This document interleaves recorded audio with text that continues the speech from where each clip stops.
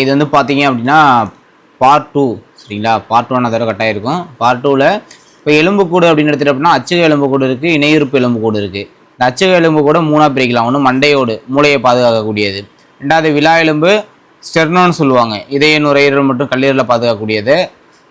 ஸ்டெர்னோனா ஒன்றும் இல்லை, மார்பெலும்பு, அதுதான் விலா எலும்பு மார்பெலும்பு இதில் வரும். முதுகெலும்பு தொடரில் தண்டுவடத்தை பாதுகாக்கக்கூடியது முதுகெலும்பு தொடர், அவ்வளோதான். இணையுறுப்பில் வந்து பார்த்தீங்கன்னா ரெண்டு இருக்குது, ஒன்று மார்பு வளையம் இடுப்பு வளையம். மார்பு வளையம் கைகளை இணைக்கும், இடுப்பு வளையம் கால்களை இணைக்கக்கூடியது. கைகளை இணைக்கக்கூடியதான் மேல் மூட்டுன்னு சொல்லுவாங்க, கைகள்.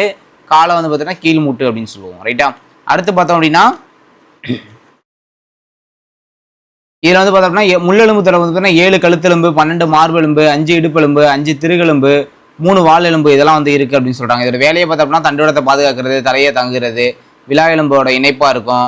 அப்புறம் வந்து மார்பு மற்றும் இடுப்பு வளையத்தோட இணைப்பாகவும் இருக்கும். மனித எலும்பு கூட்டுக்கு அசைவு வந்து கொடுக்கக்கூடியது, நடக்கிறதுக்கு சரியான தோரணை நிமிர்ந்து நிற்கிறதுக்குலாம் இது வந்து யூஸ்ஃபுல்லாக இருக்கும். அடுத்து மார்பெலும்பு, அதாவது விலா எலும்பு அப்படின்னு பார்த்தோம் அப்படின்னா 12 ஜோடி விலா எலும்பு இருக்கும். இதில் 10 ஜோடி மட்டும் விலா எலும்பு வந்து மார்புகள் முறை இணைக்கப்பட்டிருக்கும், 2 ஜோடி மட்டும் இணைக்கப்பட்டிருக்காது. அப்போ அதை என்ன சொல்கிறாங்க அப்படின்னா தனித்த இதுன்னு சொல்லுவாங்க, அதாவது மிதக்கும் விலா எலும்புகள்னு சொல்லலாம். அந்த 2 ஜோடியை மட்டும், மொத்தமாக 12 ஜோடி, 10 ஜோடி இணைக்கப்பட்டிருக்கும் மார்புலையத்தோட, 2 ஜோடி இணைக்கப்பட்டிருக்காது, அதனால் அதை வந்து மிதக்கும் விலா எலும்புகள் அப்படின்னு சொல்லுவாங்க. இதில் வேலை என்ன, நுரையீரல், இதயம், கல்லீரல் இதெல்லாம் பாதுகாக்கக்கூடியது. மனிதன் மற்றும் ஒட்டகச்சிவியோட கழுத்தில் ஒரே எண்ணிக்கையிலான எலும்புகள் உள்ளன, அதாவது எண்ணிக்கையில் வந்து சேம் தான். ஆனால் ஒட்டகச்சிவியோட முதுகெலும்பு அப்படின்றது ரொம்ப நீளமானதாக இருக்கும், அவ்வளோதான் கான்செப்ட், சரிங்களா. எண்ணிக்கை என்னமோ சேம் தான், ஆனால் ரொம்ப நீளமாக மட்டும் இருக்கும். அடுத்து இணையுறுப்பு எலும்புக்கூடு. இணையுறுப்பு எலும்புக்கூடில் தான் பார்த்தீங்கன்னா தோள்பட்டை எலும்பு, கை, மணிக்கட்டு, மேற்கை எலும்பு, இடுப்பு, கால், கணுக்கால், பாதம், இது எல்லாமே இதில் தான் வரும் இணையுறுப்பு எலும்புக்கூடில். இதில் முதல்ல தோள்பட்டை எலும்பு அப்படின்னு பார்த்தோம்னா இதுக்கு இன்னொரு பேர் பெக்டோரல் எலும்பு அப்படின்னு சொல்லுவாங்க. தோள்பட்டையில் இருக்கக்கூடியது, அதாவது இந்தந்த பகுதிகள் தோள்பட்டையில் இருக்கக்கூடிய எலும்புகள், சரிங்களா, பெக்டோரல் எலும்பு அப்படின்னு சொல்லுவோம். அடுத்து வந்து பார்த்தோம் அப்படின்னா இந்த வளையத்தை வந்து பார்த்தோம்னா பெக்டோரல் வளையம்னு சொல்கிறாங்க, அவ்வளோதான், வேறு எதுவும் வேணாம் இதில். அடுத்து இடுப்பெலும்புகள் அப்படின்னா இடுப்பெலும்புகளை பெல்விக் வளையம்னு சொல்லுவாங்க. பெல்விக் வளையம் கிட்டத்தட்ட வந்து பார்த்தோம் அப்படின்னா முழு எடையையும் தாங்குவதற்கேற்ற வலுவான எலும்புகளானது. ரொம்ப ரொம்ப இந்த பாயிண்ட் இம்பார்ட்டன்ட். முழு எடையையும் தாங்கக்கூடிய இந்த எலும்பு தான் வந்து பார்த்தோம் அப்படின்னா இடுப்பெலும்பு அப்படின்றது. அடுத்து கையெலும்புல வந்து பார்த்தோம் அப்படின்னா கையெலும்பு வந்து ஹீமரஸ் அப்படின்னு சொல்லுவாங்க. ஹீமரஸ்னா மேல்கை எலும்பு, இந்த இதுதான் சரி. ஹீமரஸ்னா இது மேற்கை எலும்பு, இதுக்கு பேர் ஹீமரஸ். ஆற எலும்பு அல்னா எலும்புனா இதுதான் முன்கையில் இருக்கக்கூடியது, இது ஆற எலும்பு, இது வந்து பார்த்தோம்னா அல்னா எலும்பு.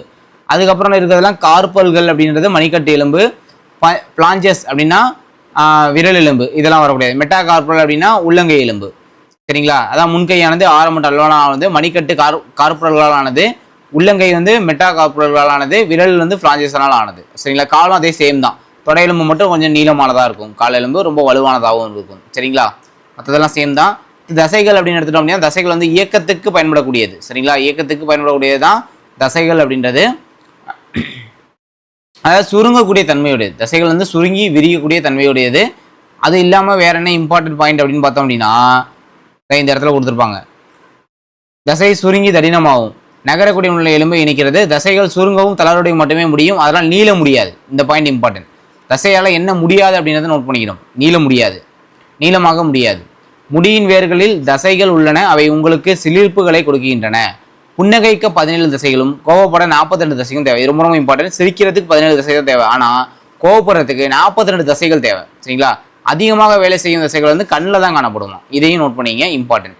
தசைகள் அப்படின்னு எடுத்துக்கிட்டேன் அப்படின்னா ஒன்று கொண்டு எதிராக வேலை செய்யக்கூடியதான். இப்போ எக்ஸாம்பிள் நம்ம மேல் கையில் இருக்கக்கூடிய இருதலை தசையும் முத்திரை தசையும் எடுத்துட்டோம் அப்படின்னா இருதலை தசைகள் சுருங்குனுச்சுன்னா முத்திரை தசை விரியும், முத்திரை தசை சுருங்குனுச்சுன்னா இருதலை தசை விரியும். அப்போ ஒன்று கொண்டு எதிராக தான் செயல்படக்கூடியது தசைகள் அப்படின்றது, சரிங்களா. இதுதான் இருதலை தசை, கீழே உள்ளது முத்தலை தசை. இது வந்து கையை நம்ம மேலே தூக்குறப்ப இது என்ன ஆகுது, சுருங்குது, இது விரியுது. அப்போ கையை கீழே இருக்கிறப்ப இது என்ன பண்ணும், சுருங்கும், இது வந்து விரியும், சரிங்களா. அதான் கான்செப்ட், வேறு எதுவுமே கிடையாது. அடுத்து கருவிலி எடுத்துக்கிட்டோம் அப்படின்னா கருவில வந்து 2 ஜோடி தசைகள் இருக்கும். ஒன்று வந்து பார்த்தோம் அப்படின்னா ரேடியல் தசை, இன்னொன்று வந்து பார்த்தீங்கன்னா வட்ட தசை. ரேடியல் தசையோட வேலை கண்ணோட பாவையை அகலமாக்குறது, வட்ட தசையோட வேலை கண்ணோட பாவையை சின்னதாக்குறது, அவ்வளோதான். இது ரெண்டையும் நோட் பண்ணால் போதும். அடுத்து தசைகளோட வகைகள். தசைகளில் மொத்தம் பார்த்தீங்க அப்படின்னா 3 வகைகள் இருக்குது.